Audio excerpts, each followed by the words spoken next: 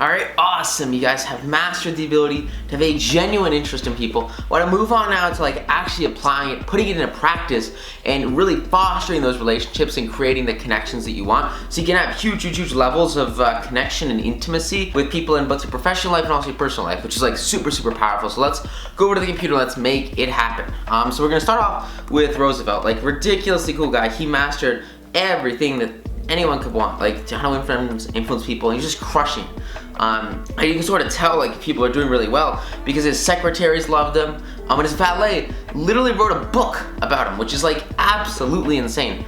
And Dale, he points out one incident in this book where Roosevelt was talking to this guy's wife and about some animal, and his wife had never seen this animal before. And one day, out of the blue, Roosevelt gives her a call and she says, "Hey, look outside, there's an animal."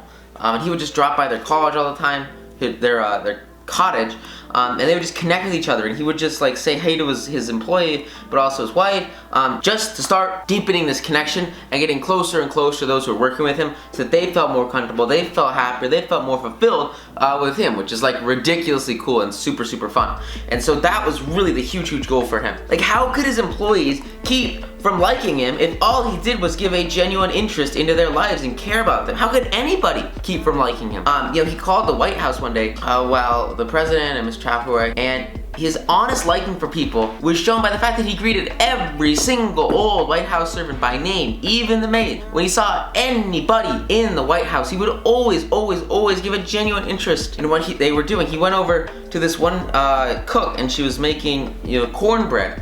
And he asked if she still made cornbread, and Alice told him that she sometimes makes it for the servants, but nobody upstairs will eat the cornbread. And so Roosevelt says that they have terrible taste and that her cornbread is the best ever, and tries to make her feel important, give her a feeling of significance, really respect what she loves to do. And he says, "Oh, tell the president that he must eat this cornbread." And so because he's so positive, because he has so much great energy, he's connecting with this maid. She comes and she gives him a little piece of cornbread, and he went over to the office eating it, and he was greeting the gardeners, greeting the laborers as he passed. He was addressing each person by name because he cared about them, and he knew their names, and he knew their personalities, and knew what they like to do, because he had a deep connection with them.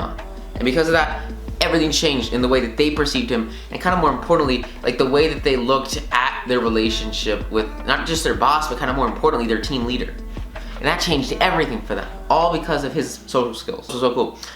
It's the only day, which he had in nearly 2 years, that not one of these workers would exchange for a $100 bill, because they felt genuinely appreciated, right? Like, this appreciation and this praise and this happiness that is just oozing out of Roosevelt is worth more to these guys than any amount of money or any pay raise would ever even come close to being worth, because it makes them feel special. And that specialness is what changes absolutely everything for them and gives them a huge feeling of significance. It would otherwise just be completely distraught and unbeknownst to anyone, which makes it so powerful. And that's why you have to give genuine appreciation to others, and just freaking care and talk about or ask them what they love, or say their names, stay connected with them. Because he's built all of these relationship assets that are bettering his life in so many positive ways, which is like ridiculously cool, right? And as he goes and he always talks to more and more people, and he calls sales representatives, he calls on customers for clients for Johnson & Johnson, and one time he went to a drugstore. Every single place he goes, he talks to people, and he's like ridiculously. And so like anytime you're in one of these situations and you have a chance to really connect with somebody and get in front of them and say, look, how can I be of service to you? Even if, maybe they're supposed to be working for you, or maybe you're working on a project together and you're like a team, and you're supposed to be like the leader, or maybe they're supposed to be the leader. It doesn't matter, right? Think about how you can add value to their lives through genuine and quality appreciation, and by using that, you're gonna add so much value that they will like literally want to work for you, not because you're paying them, like obviously that's a part of it, but like they want to work for you because they care about you, and they are on a mission for you and with you, and they are aligned in complete and total sincerity with who you are and your goals and your objectives and the desires that you have, because they have those same desires, because they want to help you. In the moment that you can have a quality team with the same objectives, the same motives, the same goals, all of a sudden it's 10 times easier to complete any project, because all of a sudden what happens? Everybody comes together happily and they are glad to work together, which is also powerful. That's you see Roosevelt, he leverages that, he uses that. And it just changes everything for him, right? He becomes president, right? And then after that, he has such a huge sphere of influence everywhere he goes. Why is his sphere of influence? Why is his influence so huge?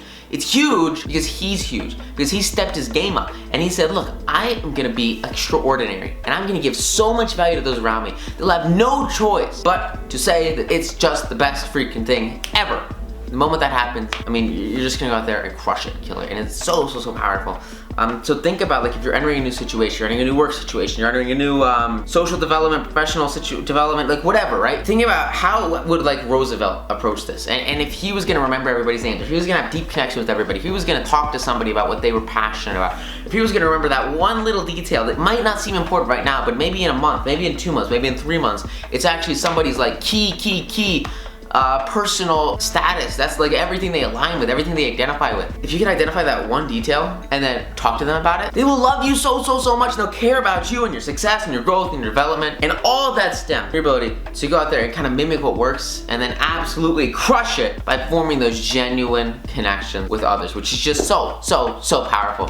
So I really hope you guys get a ton of value from this module. Go out there, apply it, and ask yourself, like, what would Roosevelt do? And then how can you get closer with other people to make that world a reality? Thank you guys so much. I will see you in the next module.